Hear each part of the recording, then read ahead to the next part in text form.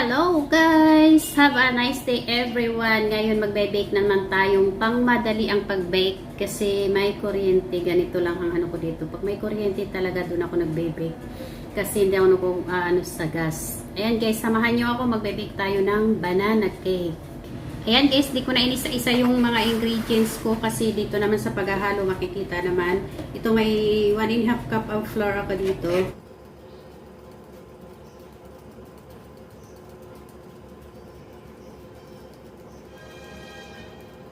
Lagay natin tong vanilla. Halo na natin dito sa flour mixture para hindi na tayo mag-ano. Tapos baking powder 2 teaspoon. Since ano siya banana, lalagyan ko siya ng 1 teaspoon din ng cinnamon powder. Tapos may half teaspoon lang ng baking soda. Ayan guys, set aside muna natin itong dry ingredients natin. Ito naman tayo sa wet ingredients.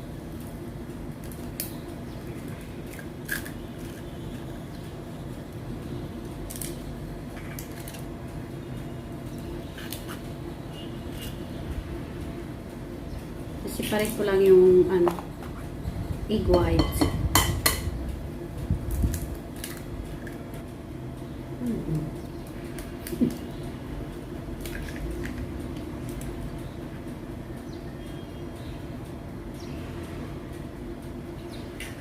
Wala natin itong mirang.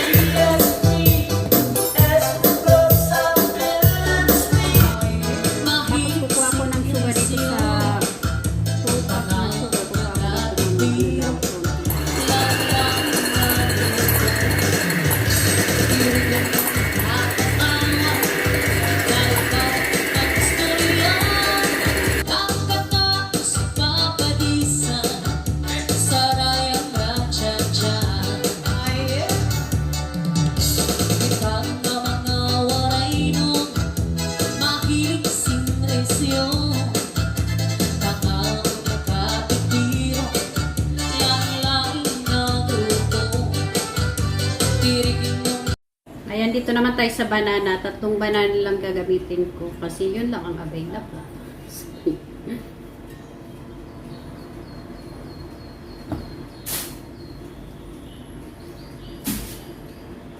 Imamash natin.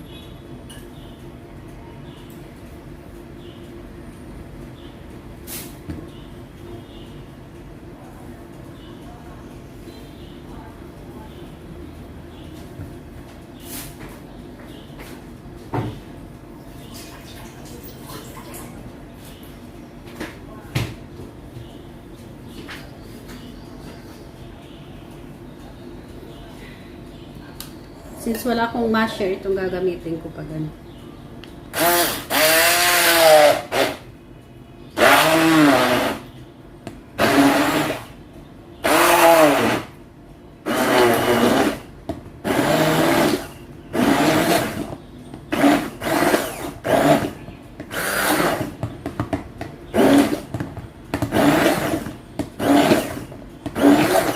Yan, ang bilis niya man. Tapos halo natin yung egg yolk dito.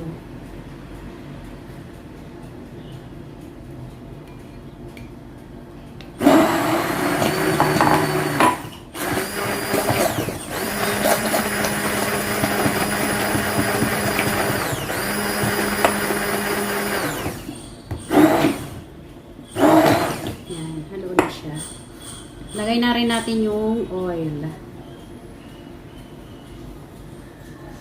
Palitan ko yung ano ko kasi nalipad itong smasher ko ng ano.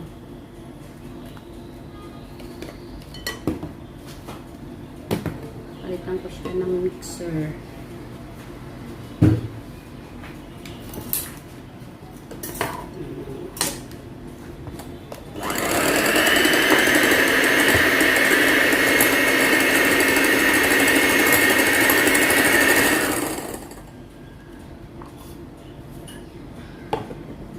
Lagay na natin yung asukal.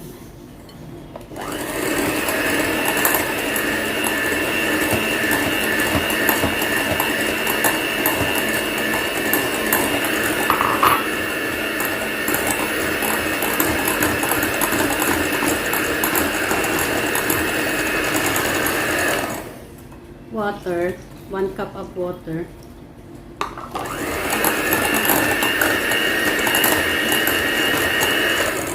Tapos yung dry mixture.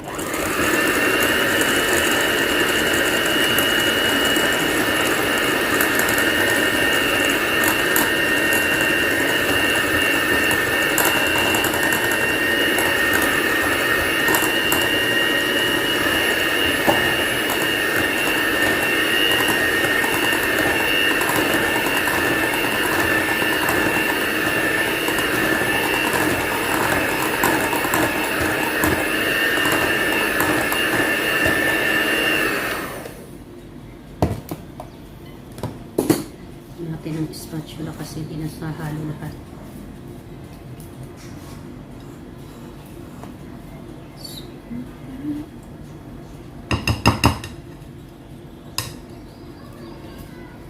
Smooth.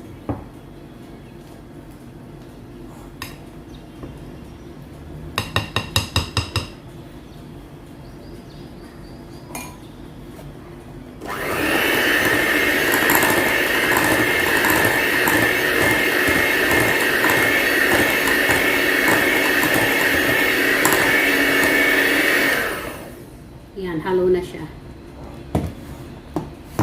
Kaya ganyan yung kulay niya kasi may cinnamon siya, cinnamon powder. Yan guys, okay na yung mixture ng cake. Ilagay natin dito sa meringue. Itong ano na lang, cake mixture na nga ihahalo ko kasi mas maliit yung nalagyan kong bowl.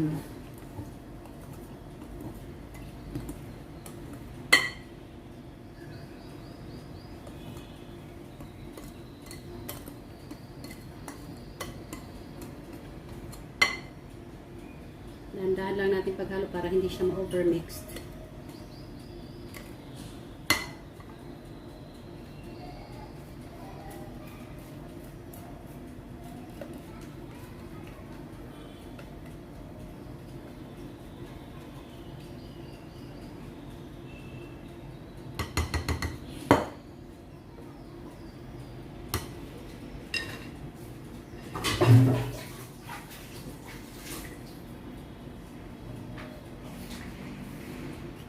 Lalagyan ko rin siya ng pinipig. Lalagyan ko na habang hinahalo yung ano para hindi siya mag-overmixed.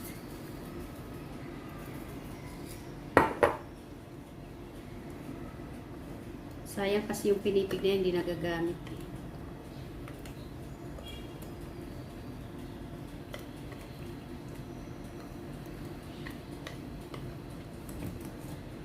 Halo na ba siya?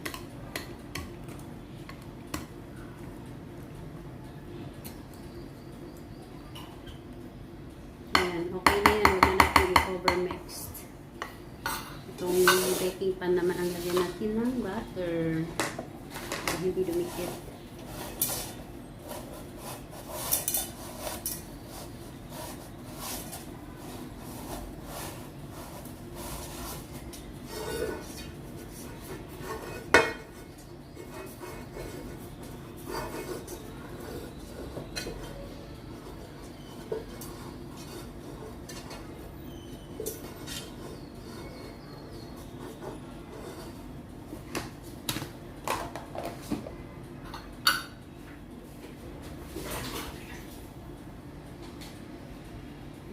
Magbukas ng kamay.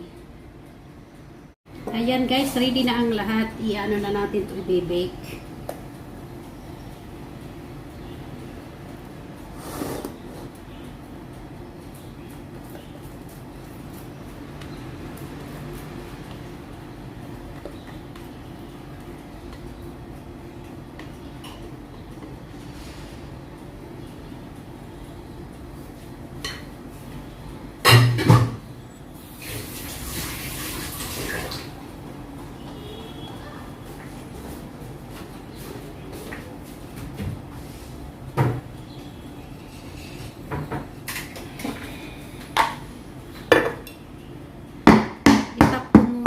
Tapos may ilalagay ako na raisin.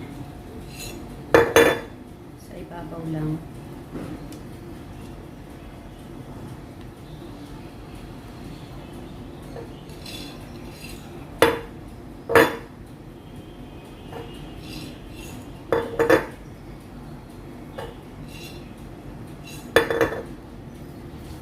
Ayan guys, bake na natin to for 30 minutes.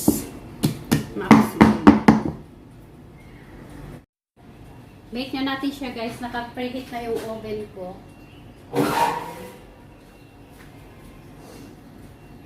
Bake na tayo. Set na siya ng 30 minutes. Ayan, wait lang natin ng 30 minutes. Ayan na guys yung cake ko after 15 minutes. Ayan, 15 minutes more. Nag-grow na siya. Ito na yung banana cake ko. Banana cake. Ayan guys, luto na yung banana cake ko. I-check ko muna siya kung luto na yan. Sakto lang. Wala nang nadikit.